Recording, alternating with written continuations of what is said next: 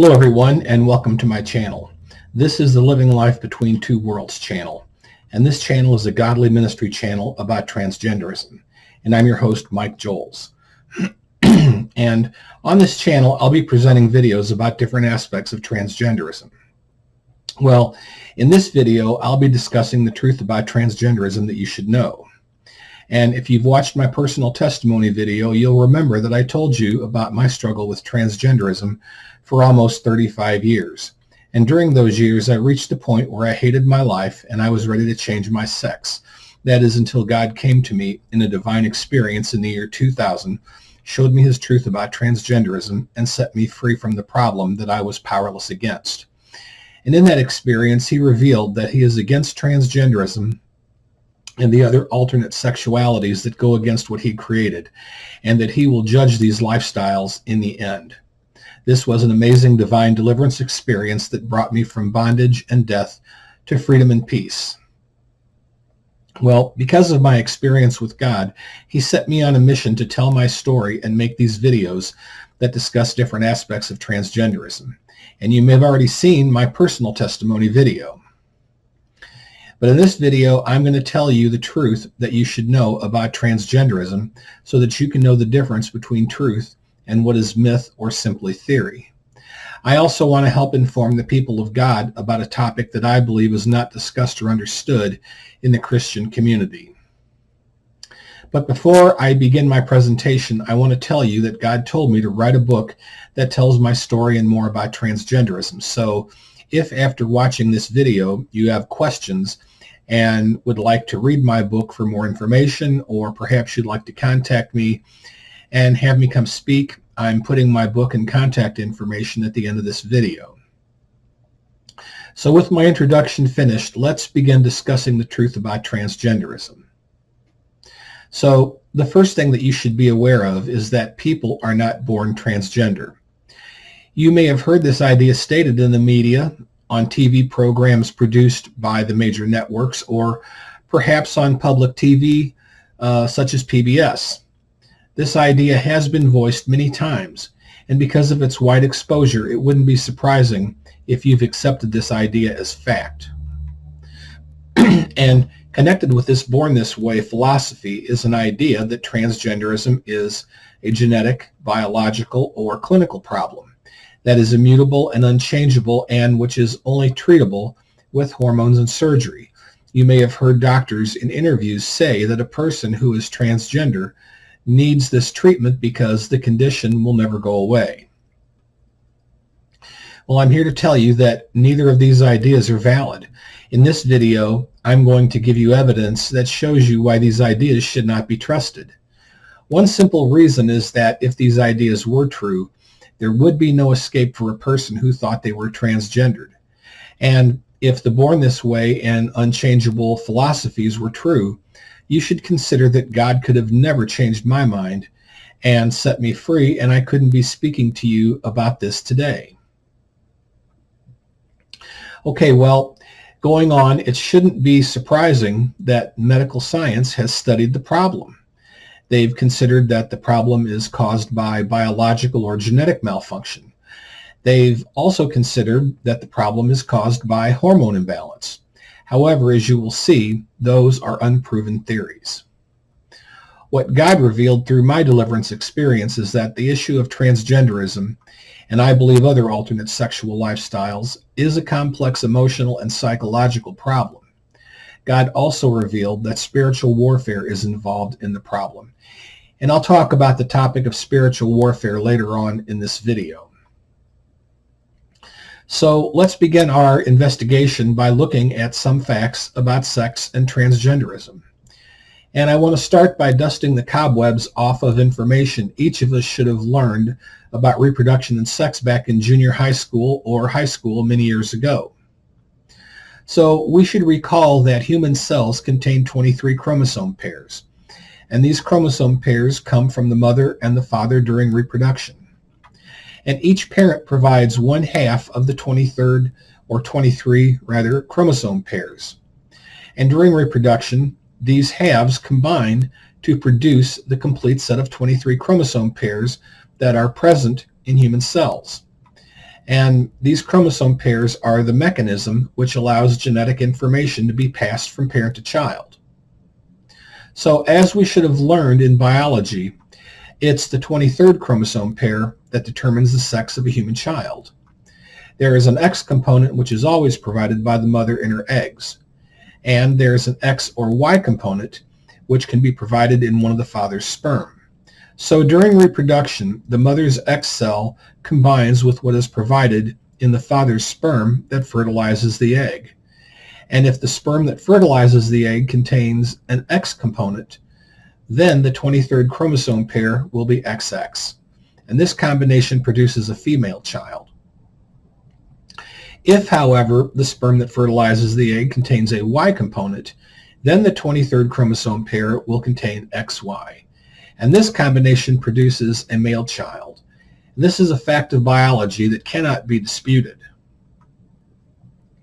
Well, one thing that we may not have learned in biology class is that it is the Y chromosome in the 23rd chromosome pair that is responsible for production of testosterone at male hormone levels. And this production causes development of the male sex organs as well as a natural male sexual identity. And conversely, females do not have the Y chromosome. And therefore, while their cells do contain some testosterone, it is not at male levels. And the absence of the Y chromosome and the presence of the two X sex cells is what causes their biology to produce estrogen at female levels, which is responsible for development of female sex organs and their natural female sexual identity. And since this genetic division of the sexes has been happening for 5,000 plus years, we should see that this is the biological design for humans. And we should understand that this pattern of biology and reproduction is not by chance, and we should recognize that male and female are the quote-unquote gold standard. Or perhaps we should rather say the God standard of humanity. Well, we can confirm this statistically by saying that while there can be malfunctions in the biological processes such that there are some individuals who do not fit the strict pattern of male or female, such malfunctions only occur in about 1% of worldwide births. And what this means is that in 99% of the births, humans are either male or female. And so we should therefore accept that male and female is what is normal for humans. So now that we understand what is normal in sex for humans, let us shift our focus to identifying the truth about sex change. So first of all, sex change cannot change the DNA of the person. And while surgery and cross-sex hormones can transform the body so that it approximates the external appearance of the opposite sex, the hormones taken during the sex change process do not change the person's DNA, or rather the 23rd sex chromosome, which occurs in the person's cells. Therefore, a person completing the sex change process can only hope to appear as the opposite sex externally. And the truth is that they are the same person internally, or rather genetically.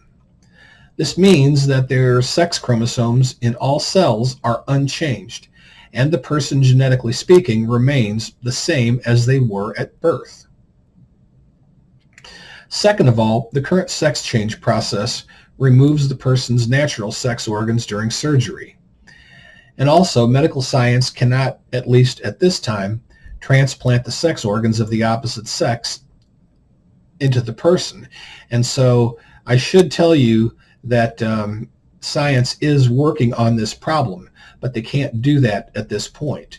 And therefore, because of that, per the current procedures, a person who completes the sex change process ends up as a sterile person with no sex organs, who simply looks like the opposite sex. And this means that such a person is only a facsimile or a copy of the real thing, one who cannot truly fulfill the role of the opposite sex. Third, sex change procedures are very expensive, and the cost can approach $50,000 or more when everything is completed. And besides being expensive and not being able to deliver what it promises, you should also know that the impact of sex change doesn't stop there. Many people have regrets after completing this process. And it's only after they have gone through the process that they realize that they've made an irreversible mistake.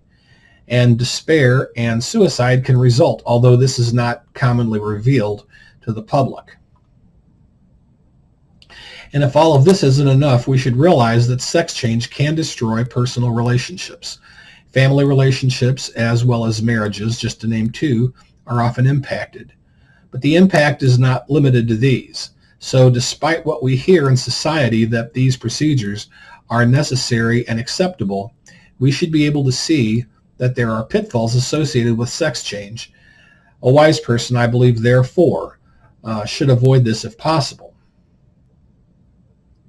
So now that we know the truth about the biology and the truth about sex change and its possible outcomes, let's move on and discuss some of the theories that try to explain why transgenderism occurs.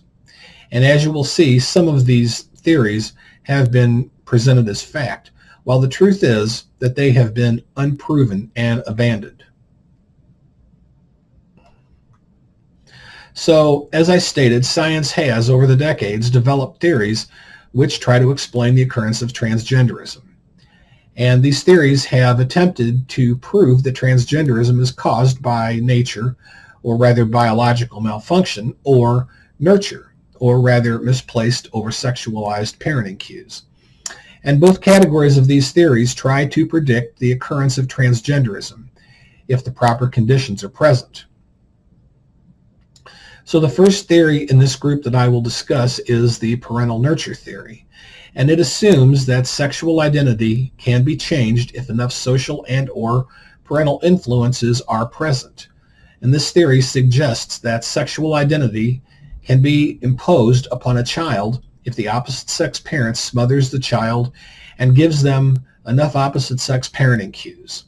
The classic example is the mother who treats her son like a girl, and the son becomes effeminate because of her parenting. And this theory also suggests that identity does not occur through biology, but is rather a product of social conditioning and is a social construct. So this theory was put to the test in 1965 in the case of David Reimer, who was a normal genetic male whose penis was damaged irreparably during a botched circumcision. Dr. James Money, who worked at Johns Hopkins Hospital, which is the famous sex change clinic, was a proponent of this theory. And he took the case of David Reimer and stated that the child could not live as a male because surgical reconstruction of the penis was not possible. And he recommended that David Reimer should be raised as a female. And he counseled the parents that their child should have sex reassignment surgery as a baby, be raised as a girl, and be given cross-sex hormones at the appropriate time to complete the sexual transition. And although the parents did as Dr. Money suggested and raised David as a girl, and his name was Brenda during this time, David knew something was wrong, and he eventually confronted his parents, whereupon they told him the truth. And after that, David eventually began to detransition and take male hormones so that he could live the life of his true genetic sex. However, unfortunately, because of how he had been treated in the past by both medical professionals and other people that he encountered, he couldn't deal with what had happened, and he eventually committed suicide at age 38. And what this case shows is that sexuality and identity are not simply social constructs which can be imposed at will. And although there are several cases that do show us that opposite-sex parenting cues can cause emotional and psychological damage to a person's identity, this case tells us that sexual identity cannot be imposed, forced, or changed. If this was possible, David Reimer would have accepted his sex and he would have led life as a female. However, something inside of him told him he was not a female. And likely this was the presence of the Y chromosome and the male sexual identity that it imposed through biology. Therefore, it should be noted that this case was a major contributing factor that eventually caused this theory to be abandoned. Well, okay, that was the parental nurture theory. So when science saw that parental nurture had to be abandoned, they changed their focus to try and explain transgenderism as a function of biological cause. And one proposed biological cause theory stated that alternate sexual identities were caused by genetics. In other words, the person had no control over the matter because they were quote-unquote born this way due to genetic malfunction. And to prove this theory, studies of identical twins were conducted where one twin was homosexual. And if the theory was true, then both twins who had identical genetics must both be homosexual. So this study involved homosexuality and not transgenderism because the incidence of transgenderism in twins is much rarer than homosexuality. So the results of these studies revealed that both twins were homosexual in males in only 11% of the cases, and lesbian in females in only 14% of the cases. As a result of the low percentages and the inconclusive results, this theory was abandoned. Well, abandoning this theory did not deter science. Science would later formulate another theory called the brain sex theory. And this theory capitalized on the knowledge that female brain structures and male brain structures are different, and that they cause the sexes to think differently. And the brain sex theory suggested that if opposite sex brain structures existed in a person's brain, this could cause a predisposition to the opposite sex and therefore cause transgenderism. And this might be explained if an embryo was exposed during pregnancy to high levels of opposite sex hormones during the development of the brain. So research to prove this theory was led by Dr. Ann Lawrence, who was an MD and a PhD, who is also a male-to-female transsexual. And brains of post-mortem transsexuals were studied to see if opposite sex structures were found in the brain. And these structures were found.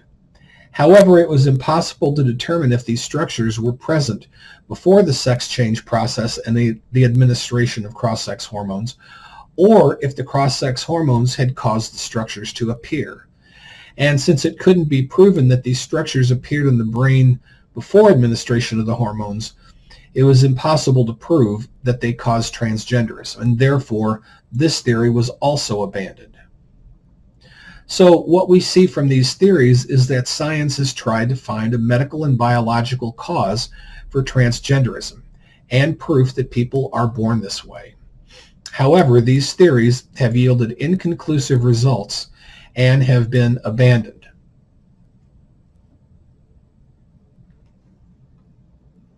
Well, as a result, many scientists have stated how many more inconclusive results are necessary before born this way theories are abandoned.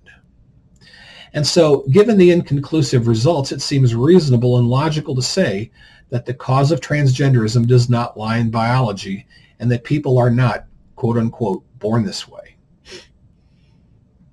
So, having examined the biological cause theories, let us turn our attention to the other side of the argument that tries to explain the occurrence of transgenderism, and this is the psychological cause school of thinking. So the psychological school of thought says that transgenderism occurs because of psychological and or emotional events that happen to a person which causes emotional distress and confusion, and which can damage the person's sexual identity. So there are several proponents in this camp that I want to talk about. One proponent is Dr. Paul McHugh, and his last name is MCHUGH. And he was made director of Johns Hopkins when Dr. James Money was removed as director of Johns Hopkins Hospital and the Sex Change Division. And rather than agreeing with Dr. Money's theories, Dr. McHugh says that he believes that transgenderism is a problem with a psychological cause. A second proponent of psychological cause is the Intersex Authority of North America, which is also known as ISNA, and I'm going to refer to it as ISNA. This organization works with people who are born with genetic mutations, such as, but not limited to, XXY sex chromosomes or XYY sex chromosomes. Such disorders can cause physical sexual problems such as being born with both sexes. And ISNA says that people with these genetic disorders make up about 1% of all worldwide births. Well, then if we do the math, we should realize that this statistic implies that the remaining 99% of worldwide births are normal genetic males or females. ISNA also states that transgenders do not fall within the 1% population. And while many transgenders would claim that they are born this way, in other words, because of biology, ISNA says that transgenders fall in the 99% normal genetic group, and that their problem does not come from biology. Rather, ISNA says that transgenders are normal sexual individuals who have psychological issues which cause them to have a mental disconnect with their natural genetic sex. Another source that falls in the psychological school of thinking is a woman by the name of Melissa Fry-Rear. And she is a genetic female who was abused by her father. And because of this and her family dynamics, she saw no positive aspects in the traditional female role. And as a result of her treatment, she lived as a lesbian. God would eventually bring her out, and she became a Christian counselor who deals with people that have sexual identity issues. And because of her background, she understands the impact of psychological influences upon sexual identity. She says that identity disorders can occur because of psychological distress caused by sexual abuse, physical abuse, and emotional abuse. And she also says that the chances of choosing an alternate sexual identity increase if enough negative emotional abuse experiences occur, which take the person to their breaking point. Well, I agree with Ms. Fry-Rear, and I believe my own testimony confirms the work and research that she's done. And if you've watched my personal testimony video, you'll recall that while I was growing up, I experienced peer rejection or emotional abuse, physical abuse, and sexual abuse. And this treatment led me to conclude that there was nothing positive in the male experience, and I perceived that females were more desirable. And these psychological influences took me to my breaking point and caused me to hate my male sexual identity. The result was a choice of transgenderism that lasted almost 35 years. And because of the impact of the treatment that I received, I've formulated an idea which has emerged, which I believe additionally supports psychological cause. And this is my own concept, and I call it opposite sex identification. And it suggests that the perception that the opposite sex experience is more desirable can affect a person's sexual identity. Further, I believe that such perceptions can be present even when abuse is not present. And you'll recall from my testimony, if you watched that I said that this perception on my part resulted because of the abuse that I received. However, even though this is true in my case, I want to be clear and restate that I believe that such a perception can occur independently from abuse, even when abuse is not present. And I believe this can occur when a person becomes enamored with the opposite sex because of what they see, and they perceive that the opposite sex is better. And I believe that if such perceptions persist in the person's mind long enough, these perceptions could cause them to identify with the opposite sex.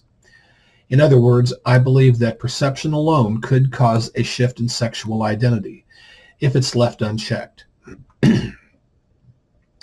Well, I believe we see this manifested in young children ages 3, 4, 5, 6 who say that they want to be the opposite sex, where abuse is not necessarily present. I believe they see the opposite sex, they like what they see, and this affects their sexual identity. And it shouldn't be difficult to see that this is a psychological matter. So those are the sources that show us that transgenderism is not a biological problem, but is rather caused by psychological and emotional factors which damage sexual identity. And I've also told you about my own additional supposition about perception and how it can affect identity. So now that we understand the psychological aspect and truth about transgenderism, we've arrived at a threshold where we are ready to understand two subtle points which can be derived from this knowledge about transgenderism. And the first point is that because this is a psychological problem, escape is possible. And further, I believe escape is found if the person can identify the emotional factors that damage their sexual identity, and they can understand how those factors affected them. And I'll illustrate this with my own experience. In my personal testimony video, I said that revealing the external emotional factors that damaged my identity is exactly what God did for me in my experience with him. And once I understood these factors and that they were external, and I saw how they had caused me to hate my life, I realized I was a victim of my circumstances. And this understanding led me to realize that I wasn't transgender in my inner being.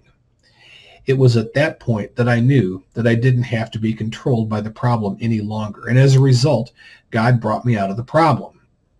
So, therefore, I believe we see that escape is possible if the psychological factors that cause the person to reject their natural sexual identity are identified and understood. Okay, well, now that we understand how escape is possible, I believe this first point unlocks the second point, and that is how God's people can reach the transgendered, and more broadly, the LGBTQ community. So you may remember, if you watched my personal testimony video, that God told me that he wanted the transgendered reached. And to do that, I believe Christians in the church will need to be part of this work to help set the transgendered and the LGBTQ free.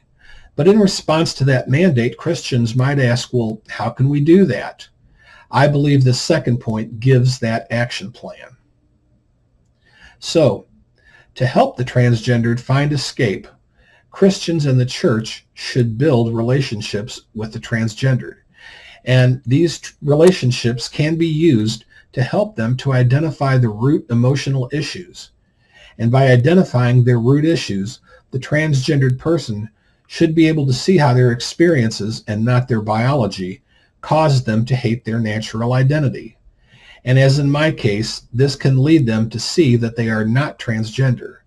And then, when they realize this, and with God's transformative power, the Christian can be present when God brings the transgendered person from slavery and bondage to freedom and peace. And let me just say that I can remember when this happened for me. The peace and joy that I experienced were so great that what happened is beyond description. But truly, this is an experience that Christians should not want to miss. One critical point that I think needs to be made and understood here is that if this strategy is to be effective, then believers cannot distance themselves from the transgendered, and the church cannot close their doors to them. This should be understood, no matter how far through the transition process a person has gone. And while it's understandable that this is a natural response to a sexual sin, Christians must realize that God cannot change lives if this is done. Well, even with all this, of course, there's no guarantee that a Christian will be able to help every transgendered person that they meet. And it may become necessary to refer such a person to a Christian counselor, such as Melissa Fry-Rear, who does this and deals with sexual identity problems professionally.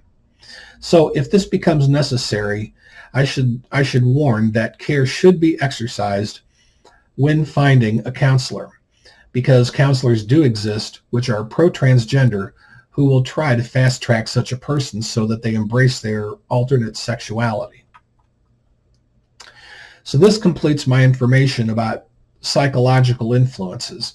And if you'd like to explore psychological impact in more detail and hear how psychological influences affected other people, you can watch the YouTube video Transformed: Finding Peace with Your God-Given Gender.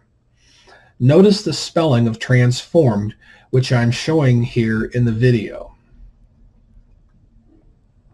Okay, well, having finished discussing the concepts of biological and psychological cause for transgenderism, there's one more thing that needs to be said regarding the truth about transgenderism. And that is that spiritual warfare is also involved and connected with this problem. God revealed this to me in my experience with him. Satan and demonic activity and dark forces that live in our world promote alternate sexual lifestyles, and they try to indoctrinate the world so that it accepts transgenderism and these lifestyles as normal.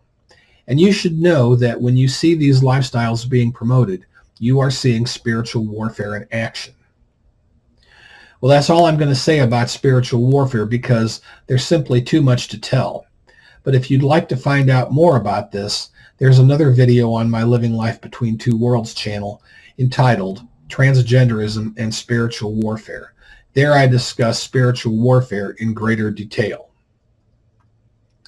So that completes my presentation.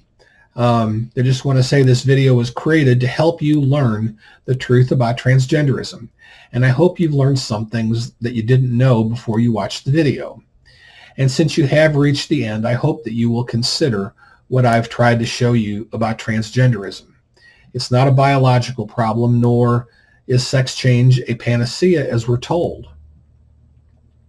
I hope you'll also remember that if you're suffering from transgenderism or you know someone who is, God can bring such a person out of the bondage to being free and at peace with themselves and with him. I know this because that's exactly what God did for me. And if you do know someone who is suffering with transgenderism, I hope you'll tell them about this video or get them a copy of my book so that they can hear the truth and hopefully find God, peace, and escape. And speaking about my book and contact information, here's the information I promised you at the start of the video. The name of my book is Living Life Between Two Worlds. It recounts my struggle with transgenderism and tells how God brought me out of it. And you can find my book on Amazon.com, Barnes & Noble, and in the iTunes store. And there are print copies available as well as electronic versions for the Nook and the Kindle. And you can find my book by searching for my name, Mike Joles, or the book title, Living Life Between Two Worlds, as shown here. And note the quotations surrounding the text, and make sure that you surround either search text with quotes as shown. And if you'd like to contact me with questions, or perhaps you'd like for me to come and speak at your organization or church, here's my contact information. And finally, you can find other videos I make available about transgenderism by searching for my name, Mike Joles, or the text Transgender Deliverance, as shown here. And again, remember to surround either search text with quotes as I'm showing. You can also look on my YouTube channel, which is Living Life Between Two Worlds, as shown here. And so with all of that said, I'll close this video by saying thank you for watching. And finally, as I always say, never forget that God loves you.